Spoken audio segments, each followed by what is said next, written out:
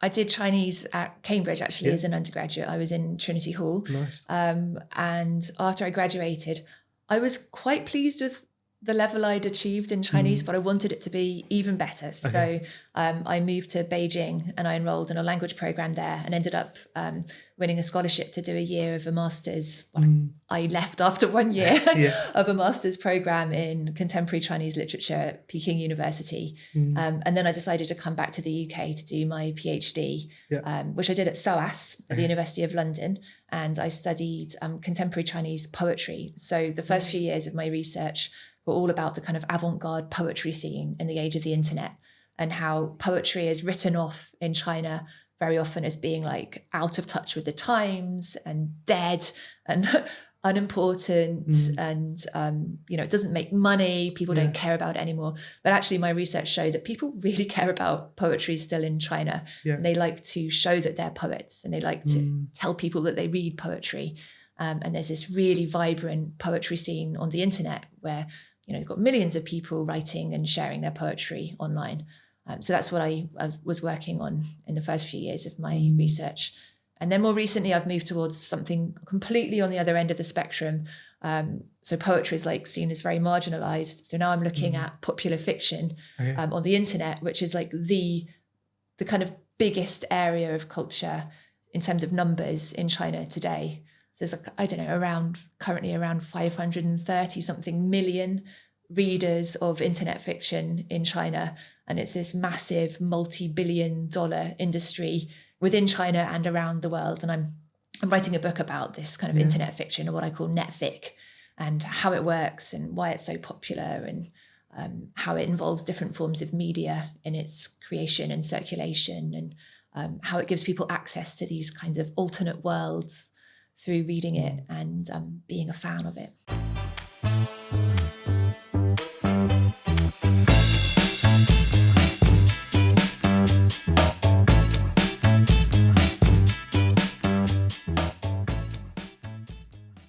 Have you read Yellowface? No, I got that as a birthday present recently. Would you recommend? I haven't read it, but she was a student of mine. Oh, really? Yeah, she was one of my MPhil students. Oh, no way. A few years back, and she'd finished the first book in the Poppy War trilogy, and then the second and maybe the third came out while she was here. And I read it, and I was like, "This is really good, Rebecca. Like, you're going to be a big deal." And she was all kind of still a bit uncertain about things, and then her career just like took off after that. Oh wow, that's so cool. I mean, you see Yellowface everywhere, like in any shop. Yeah, and Babel as well, or Babel, the one set in Oxford. Yeah. So she wrote that as well. She wrote that, yeah. That's really cool. She's got a new one about to come out, in which the main character... Oh yeah, there it is, up there. Babel. Yeah. Then in the new book, the main character and her friend follow her supervisor into the underworld in order to chase him for a recommendation letter. It's just brilliant. I can't wait to read it. I wrote her recommendation letters for her PhD, and I don't think she had to chase me into the underworld, so I don't think it was about me. No. Well, that's great. Maybe my colleague. Oh, wow, that's such a small world. That's so cool. She was a great student to have. She was so enthusiastic and full of ideas. What was she? Was she studying Chinese then? Yeah, she did the MPhil in Chinese studies. Nice. Wow. Yeah. Okay. Are you good to start? Yep, I think so. Yeah. Hello everyone. Welcome to Cambridge from the Inside. We're here with a new guest today. Would you like to introduce yourself? Yeah, my name is Heather Inwood, and I'm the Director of Studies for Asian and Middle Eastern Studies in Trinity Hall, and I'm an associate professor in the Faculty of Asian Middle Eastern Studies, where I teach modern Chinese literature and culture. Nice. So today we're going to be talking about the Asian and Middle Eastern Studies course at Cambridge, which is shorthand is normally AMES. That's right. Yeah. And specifically the Chinese language strand within the course. So first question I had. For prospective students who are looking into AMES, is the AMES course like a history degree, or is it like a literature-based degree, like similar to English, or is it like a language-based degree? It's a good question. So AMES is really a very interdisciplinary degree. So it's a bit like doing a degree in the humanities and the social sciences, but specializing in one or more East Asian or Middle Eastern language. So you get a really rigorous training in the language, or in some cases, 2 languages of your choice. And then you get to explore in depth and in pretty much any direction you want: history, literature, culture, politics, anthropology, society, and so on. So it's a bit of everything. Nice. And what kind of languages can students learn in the AMES course? So on the East Asian side, Yeah. you can choose either Chinese or Japanese. And in both cases, you can also do a bit of Korean alongside. And in the Middle Eastern Studies department, you can do Arabic, Persian, Hebrew, and there's the option to also do some Sanskrit and Hindi as well. Nice. And do students only do one language, or can they do 2? So if you're in East Asian Studies, you're usually just doing one, either Okay. Chinese or Japanese, but as I say, with a bit of Korean Yeah. in the 2nd year and the 4th year, if you choose to take those papers. But in the Middle Eastern Studies department, most students will do 2 languages. And there's also an option to combine Middle Eastern Studies with an MML language, so a modern European language. So for example, you could do Arabic and French, or you could do Persian and Spanish. And you can also do 2 Middle Eastern Studies languages if you stay purely within the AMES faculty. Nice. So you were saying at the beginning that it was a mixture of history, literature, and language. As students progress through the course, do they always do a bit of everything, or can they lean towards one of those 3 things? So it's quite open to where your interests lie. The main focus is always on giving you the best language abilities you can possibly achieve in your 4 years at Cambridge. But alongside that, you can really develop your interest in a particular direction. So we have students who are really focused on pre-modern history, for example, and they'll take all the pre-modern papers. Other students who really want to focus on the contemporary world, to take contemporary society and politics, maybe anthropology, and other students who are really interested in literature and arts and visual culture. So it really depends on where your interests lie. But as I say, the main focus is on language first and foremost, and then other things around that. So when students are like writing their essays and they're doing their reading, is their reading always in the language that they're learning, or will some of the reading be in English as well? That's a good question. So because AMES degrees are open to students who've never done the language before, who are coming at it completely fresh, obviously we can't expect them to read in the target language in the first year. So the kind of content readings, the readings on history or literature or geography or whatever it might be, they're always in English in the first year, and much of the 2nd year as well. By the time you get to your 4th year, by which point you'll have done your year abroad, then you can engage with the kind of content of what you're studying in that language as well. So you might read about Chinese literature in Chinese, for example. But for the most part, the readings are usually in English. Nice. So by the end of the course, students will be able to like engage with like academic texts in the language that they've been studying throughout the course. Yeah, absolutely. And it's really exciting when you get to that stage, because at the beginning, if you've been completely ab initio or a complete beginner, it feels impossible that you'll ever get to the stage where you can read in that language and actually, study academic texts, but you can, and our students do always get to that point. So for their final year dissertations, there's an expectation that they'll be reading and quoting from academic writings in the language that they're studying, which is, as I say, a really exciting achievement to get to. Nice, yeah. I find and if I was to embark on the course, I'm not sure. It's hard for me to believe that in 4 years' time I'd be reading Chinese texts, but yeah, you would be. Yeah, that's a really cool opportunity that the AMES course provides. And for like prospective students who are watching, what kind of student or curiosities would a student have that would make AMES a good fit, or who is AMES for? That's another really good question. So if you like languages and you like the challenge of studying new and different languages in particular, then AMES is definitely a subject you should consider. You get the opportunity to study the kinds of languages which aren't taught often enough at schools, particularly in the UK, but elsewhere around the world as well. So there's a challenge of learning perhaps a new language or a language you've maybe had some exposure to prior to coming to university, but then really going in depth with it and achieving mastery of the language.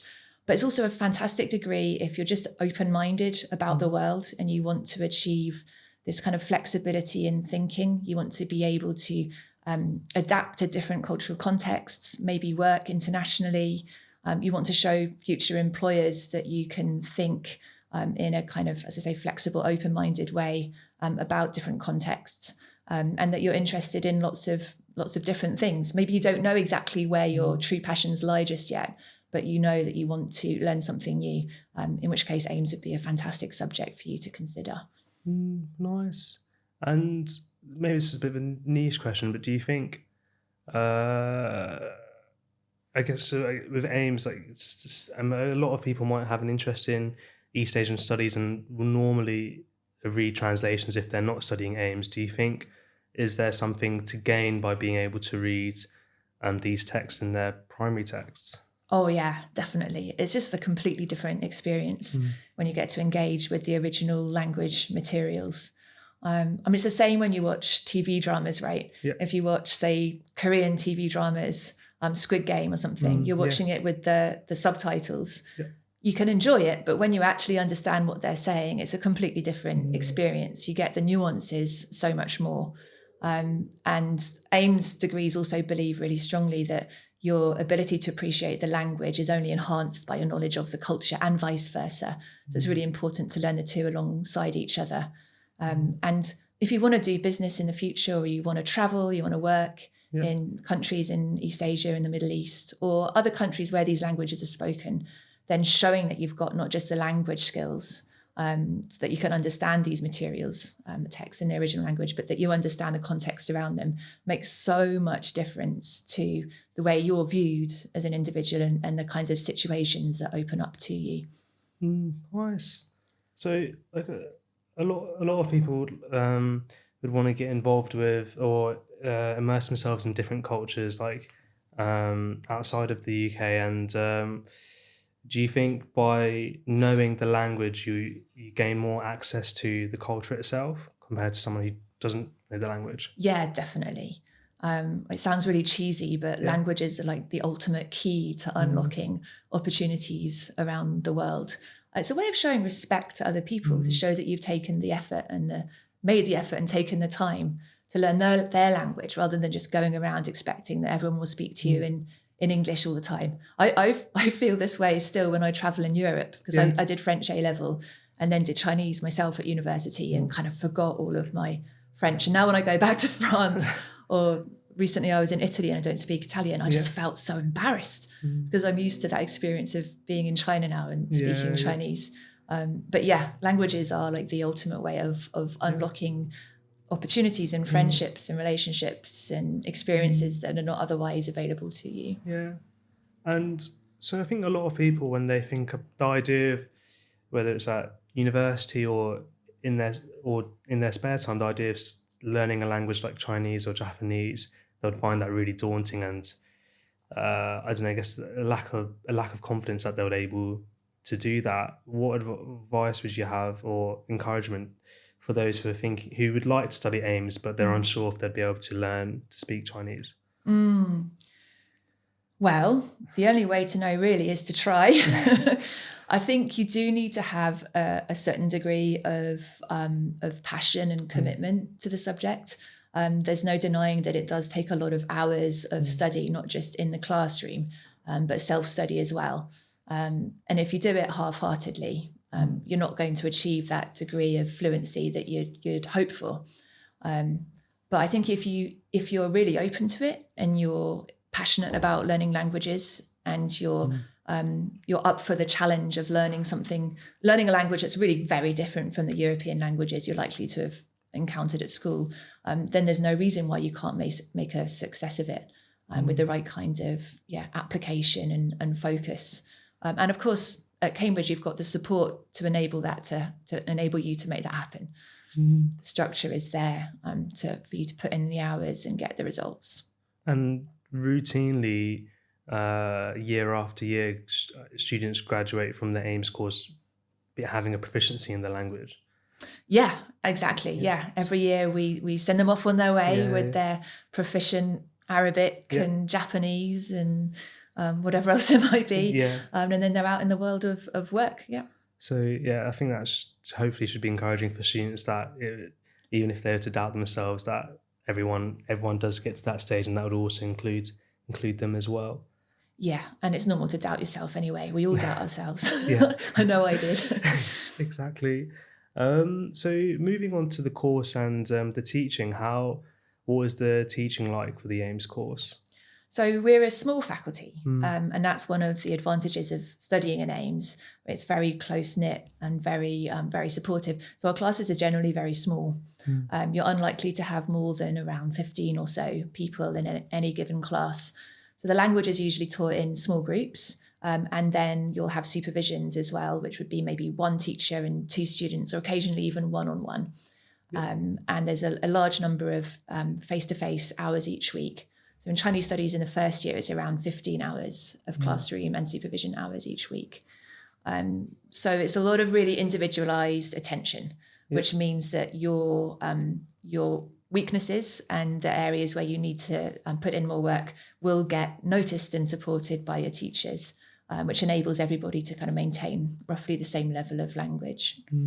So how do, anyone who doesn't know, how do the supervisions differ between the classes? Are the supervisions going to be in the different language, or is that in the classes, etc.?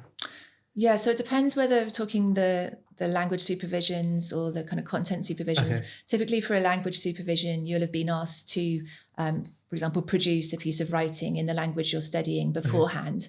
And then in the supervision, your supervisor will give it back to you, corrected, and will go through any mistakes, give you more practice with the vocabulary and grammatical structures that you were maybe less certain of, and get you to produce more in that language in the supervision. If it was an oral supervision, then you'd be practicing your speaking, and you'd be practicing certain sentence structures and stuff. Whereas in the classroom, it's much more repeating all together what the teacher's saying, practicing pronunciation, and then taking it in turns to come up with sentences, to engage in dialogues with a classmate and that sort of thing. On the content side then, so if you're talking like a literature or a history or a politics supervision, typically you'll have written an essay beforehand in English, and then the supervision is an opportunity to discuss what you've written, how you arrived at that particular argument, and to talk about areas where you might be able to explore further in future work and get more feedback and ideas from your supervisor. Nice. So that sounds really cool, because supervisions are something specific to Cambridge. So am I right in thinking that if someone was to choose to study AMES at Cambridge, they would have help with learning the language in a classroom setting where it's just them and another student with an academic? Yeah, exactly. So it's really kind of an unrivaled way of learning a challenging language. There's no better way, and I think that's why our students do achieve such high levels of proficiency by the time they graduate, because they get so much focused, individualized instruction throughout the course. Nice. So with regards to specific to Chinese, what does the Chinese pathway look like from first year to the end of the course? What different options and modules can students learn about, etc.? Right. So in the first year, all students do a paper, as we call the modules, called EAS1, which is an introduction to East Asian history. And it's really an overview of China, Japan, and Korea from the perspectives of history, culture, society, politics, a bit of linguistics and geography, like a really broad-ranging course that gives you the basic knowledge you need to then look at particular subjects in more detail in your second year and beyond. So that's for everybody doing Chinese. And then on the language side, we have two pathways in the first year. We have the beginner's pathway, which is for anyone who's not studied Chinese before, or who's maybe done it up to roughly GCSE level, potentially a little bit beyond even, or who's maybe learned a little bit in their own time, or has traveled to China and learned a bit that way.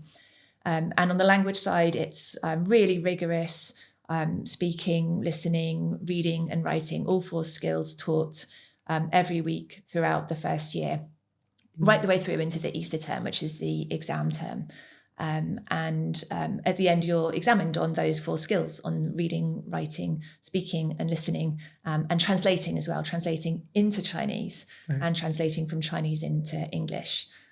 If you're a more intermediate or advanced learner of Chinese, so this is usually students who've already done the Chinese A-level, then you're most likely going to be placed in the intermediate pathway, in which case your language classes are taken with that year's second years who've already done the first year program the year before.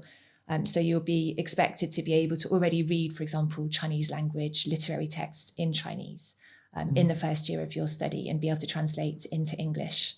But you're still doing all 4 language skills and you're tested on all 4 at the end. That's the first year. In the second year, you continue to work on your language skills as before, but then you also spend more time studying other things as well. So you get 2 options. One is either pre-modern or dynastic history, and the other is globalization in China from 1850 to the present, which is kind of a modern history paper. And then your other option could be, it could be East Asian media and popular culture. You can do Japanese literature, Chinese politics, various other options in the second year. That's part 1B. Now, the third year, you go to China, or in some cases to Taiwan, for a full year of language study over there. So it's like total language immersion. You also get opportunities to travel, and you make friends over there and have a wonderful time. And you come back to Cambridge in your 4th year feeling so much more confident and competent in the language, which then enables you to really focus not just on continuing to learn the language and learn the other subjects alongside it in your final year, but also produce new knowledge in the subject that you're studying. So a big part of the final year, which is worth 25% of your mark at part 2, is the dissertation. And people can really write on anything they're personally interested in for their dissertation. And as I mentioned, you need to use not just English language sources, but Chinese language sources as well for the research. Wow, that sounds so cool. I imagined there's a huge difference between the second years and the 4th years after that year abroad. Yeah, it's such a big difference. Not just in how good they are at Chinese, which is obviously a huge difference to begin with, but when people come back from China or Taiwan, they're just so much more, they seem so much more grown up. It's just a whole year of life experiences, which you wouldn't otherwise have if you stay in Cambridge or stay in the UK. It's just a fantastic opportunity to grow as a person as well as a student. So if someone's studying Chinese, what kinds of things have previous students done in their year abroad? Well, it is a requirement that you study on one of the Cambridge approved language programs for Chinese studies, which is different from other subjects in AMES. So at the moment, there's 2 or 3 options, but the majority of our students decide to go to Peking University in Beijing, where you continue to study modern Chinese, some classical Chinese, and then a few other subjects also taught in Chinese. You have the option to audit lectures in Chinese as well, taught elsewhere within the university. So it's really a year of studying and going to classes, but there's plenty of holidays as well and opportunities to travel and do fun stuff. Nice. This might be a dumb question, but you use the phrase modern Chinese and classical Chinese. Can you explain what the difference are between those 2? Yeah, it's not a dumb question at all. So classical Chinese is the literary kind of traditional form of the language, which was used in written texts all the way up to the early 20th century, and in some cases is still used today. But it's a very kind of condensed form of Chinese, which is, I don't know, maybe you could make a comparison with Latin, except that the characters are the same as the modern characters. So it's the language that's been used for thousands of years for official government documents, for writing poetry, for writing histories, for writing other forms of literature. And it's really important language to learn because it informs the way that modern Chinese works. Yeah. And if you have knowledge of classical Chinese, then your modern Chinese is going to be so much better. Yeah. And you'll be able to read and understand a far greater range of texts, including actually contemporary TV dramas. So a lot of the dialogue spoken in TV dramas, even like really popular ones like The Untamed, which was a huge hit on Netflix in 2019, the dialogue is kind of in this like pseudo-classical Chinese. Wow. So does classical Chinese differ in different parts of China, or is it quite unanimous? It's the same. So Okay. it's this really like uniform language, official written language that's persisted for over 2,000 years by this point. China's writing system was kind of solidified and unified way back in about 200 BC by the first emperor of China, who realized it was important that the same characters were used throughout his empire in order to facilitate trade and communication and governance. Wow, that's so cool. Yeah. That's really, such a huge nation to have a uniform language. Yeah, it really is, isn't it? Because it's dialect, so the way the language is spoken sounds very different, but the written language is the same in the classical form and the modern form. But there's a lot of, the actual spoken language sounds completely different in, say, southern China from northern China. Right, okay. Wow, that's really interesting. So you're mentioning about beginner strand and the strand if you're an intermediate while studying Chinese. Can you take the AMES course and study Chinese if you're a native fluent speaker? No, so it's not suitable for native speakers, just because so much of the program is focused on teaching Chinese language. So if you already speak it and read it and write it, then there's no point in studying it because you're not going to learn anything new, at least on the language side. Yeah, So for those students who are native speakers in Chinese and want to go into academia in studying Chinese, could they come to Cambridge to do an MPhil, if not the BA? Absolutely, yeah. That's what I would recommend. So the BA could be in an adjacent subject or a completely different subject. Say, for example, you're a native speaker of Chinese and you know that you want to have a career researching Chinese literature. The best thing might be to study, say, English at the undergraduate level, or maybe Japanese or another language or another humanities subject, and then apply for the MPhil in Chinese studies, which is very open to native speakers. And that enables you to continue or to acquire the research skills you need in your particular area of interest, and then continue engaging with Chinese language sources at the postgraduate level and onto the PhD if you want to. And is that a route that's often took by students? Yeah. We have a lot of students actually even coming from China to do the MPhil program, as well as students from elsewhere around the world who've grown up in a Chinese-speaking family and want to learn more about their own culture at the postgraduate level. Nice. So going back to the different papers that are on offer in the AMES course, which of the papers would you say are your favourite, and which of them any papers that you teach yourself? Oh, well, there's so many good ones taught throughout the faculty. It's hard to single them out, but I'll be very self-promoting and maybe mention a newly relaunched paper that I taught with two of my colleagues in Japanese and Korean studies for the first time this academic year, which is East Asian Media and Popular Culture, which is a Part 1B option paper for any students doing Chinese or Japanese. And it's really kind of contemporary pop culture and media from the kind of Chinese-speaking world and Japan and South Korea. So you get to study stuff like TV dramas and video games and anime, and blockbuster cinema and so on and so forth.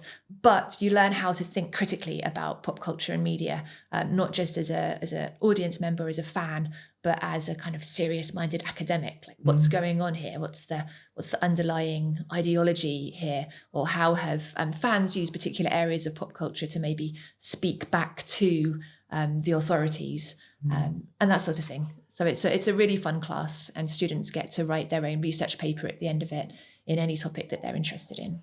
Nice. So I imagine so. Yes, I guess this leads on to my next question. It sounds like the time period that the course spans across is really wide. Can you what time period does this course span across?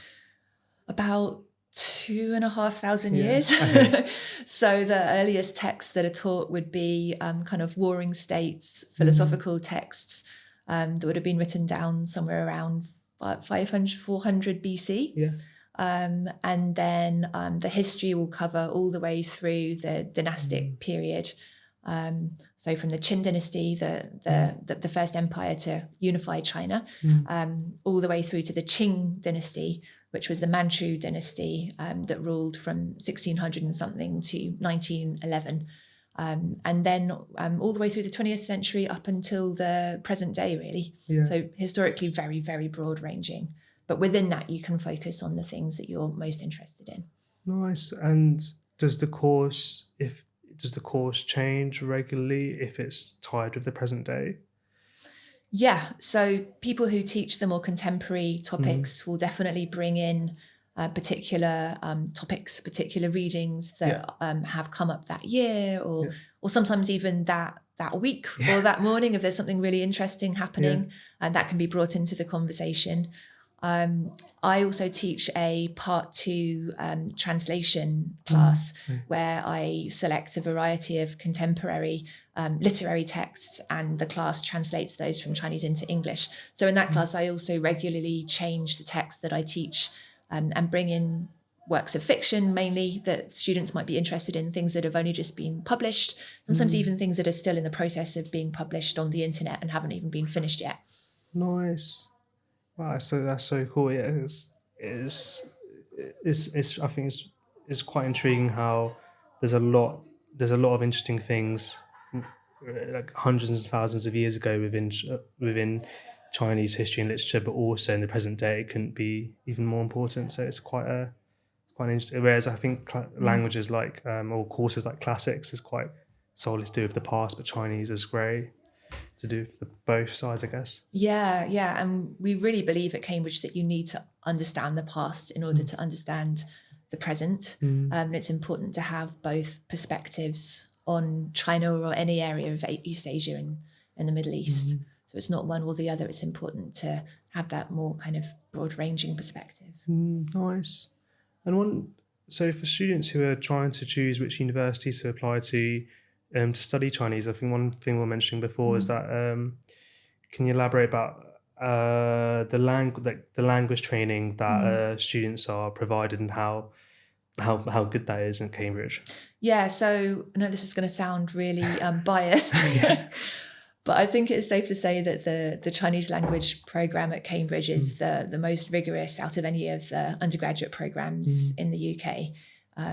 And I think we teach the largest number of classroom hours for mm, language as well. So that's definitely an advantage of coming to Cambridge to do mm, Chinese. We're just really lucky, right, that we have the resources to be able to offer that degree of mm. instruction. There's also the fact that you go to China in your third year. Yeah. Some other universities, you'll go to China or Taiwan in your second year, Mm, where your language skills are still at a relatively kind of beginner stage or mm, kind of intermediate stage. We think the advantage of going in your third year is that you're already so much more competent in that language environment already, and you're able to just take off on your own and make the mm. best of all of the opportunities that come your way. And then that puts you in the best possible position to achieve fluency by the end of your fourth year.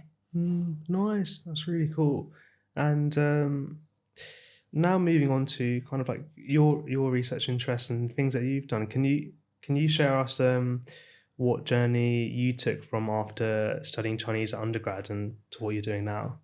Yeah, so I did Chinese at Cambridge actually Yeah. as an undergraduate. I was in Trinity Hall. Nice. And after I graduated, I was quite pleased with the level I'd achieved in Chinese, Mm. but I wanted it to be even better. So I moved to Beijing and I enrolled in a language program there and ended up winning a scholarship to do a year of a master's. Well, I left after 1 year Yeah. of a master's program in contemporary Chinese literature at Peking University. Mm. And then I decided to come back to the UK to do my PhD, Yeah. which I did at SOAS at the University of London. And I studied contemporary Chinese poetry. So the first few years of my research were all about the kind of avant-garde poetry scene in the age of the internet and how poetry is written off in China very often as being like out of touch with the times and dead and unimportant and it doesn't make money, people don't care about it anymore. But actually my research showed that people really care about poetry still in China. And they like to show that they're poets and they like to tell people that they read poetry. And there's this really vibrant poetry scene on the internet where you've got millions of people writing and sharing their poetry online. So that's what I was working on in the first few years of my research. And then more recently, I've moved towards something completely on the other end of the spectrum. So poetry is like seen as very marginalized. So now I'm looking at popular fiction on the internet, which is like the kind of biggest area of culture in terms of numbers in China today. So there's like, I don't know, currently around 530 something million readers of internet fiction in China. And it's this massive multi-billion-dollar industry within China and around the world. And I'm writing a book about this kind of internet fiction, or what I call netfic, and how it works and why it's so popular, and how it involves different forms of media in its creation and circulation, and how it gives people access to these kinds of alternate worlds through reading it and being a fan of it. Nice. Wow. There's so much to talk about. That sounds really cool. I think what's so exciting is these different worlds that you wouldn't even be able to have a look in if you didn't know the language. So I think it's really cool that you're able to see these two parts. When you say like internet fiction, what does that mean? Is there an equivalent in the Western world? Yeah, so the closest thing in the English-speaking world is probably just online fan fiction. Okay. So sites like Wattpad and AO3.com. There's a fan fiction one as well, isn't there? So sites where people will write their own original fan fiction and then share it online with other fans of the same movie or the same TV drama, whatever it might be. But in China, it's been monetized really early on. So since 2003, there's been this kind of freemium system where you pay to read. So that means that writing fiction and publishing it on the internet has become a viable way of earning a living for not just for professional writers, but for amateurs, like teenagers, even people who have a day job or they're at university and they love fiction. So they have a go at writing it themselves. And in some cases, they're hugely successful and they win a big audience online, and then their novel will get licensed for adaptation into computer games and films and stuff. And then they can become, in some cases, they can become like really stinking rich, like multimillionaires. Wow. So I shouldn't say stinking, but you know what I mean. Yeah, that's so cool. So there's a culture for there's a pathway for kind of anyone to become a writer, more so than I guess there is in the English speaking world. Yeah, definitely. Although actually China's been exporting this model of writing Chinese internet fiction in languages other than Chinese now. Right, okay. So you can be a writer of Chinese netfic in English or in Vietnamese or in Russian and produce your own original online popular fiction about martial arts or about kind of Taoist self-cultivation or whatever it might be, but in the language that you speak, but just following the kind of genre conventions and tropes and things that you're familiar with from reading it in translation from Chinese.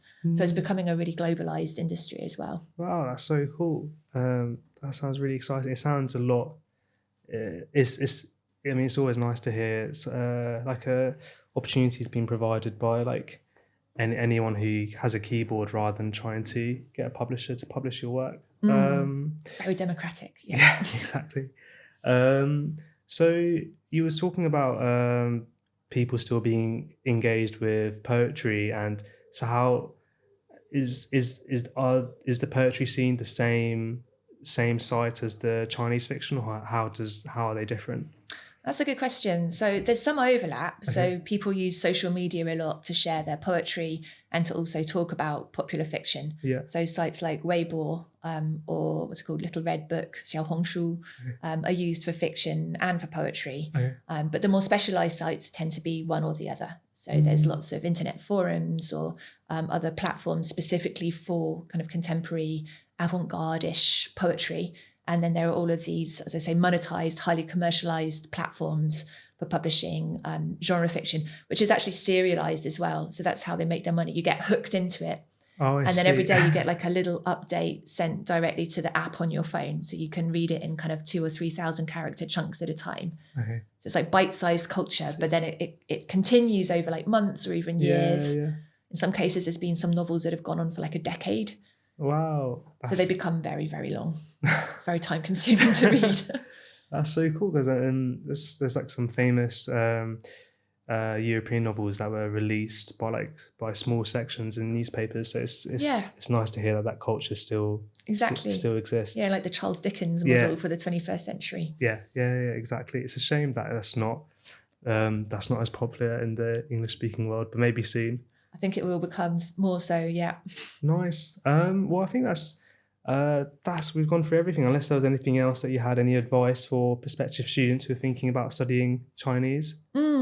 I would say if you're thinking about it, one of the best things you can do is read. Read any books that you find about China or Chinese literature in English translation, of which there's a increasing volume available in any kind of mainstream bookshop. Watch TV dramas on Netflix that have been made in China and Taiwan. Really expose yourself to the culture, the literature, the society as much as you can. And that will really help when it comes to being interviewed, having things to talk about and showing that you've got that existing interest and willingness to explore the culture further. Nice. Amazing. Well, thanks, Heather, for such an interesting podcast about studying AMES and studying Chinese at Cambridge. And my pleasure. Thanks for interviewing me. No worries. And thanks for the viewers for watching, whether it's on YouTube or your podcasting platform. We're hoping to do podcasts on the remaining courses that we haven't covered, that you can study at Cambridge. So we'll see you guys next time.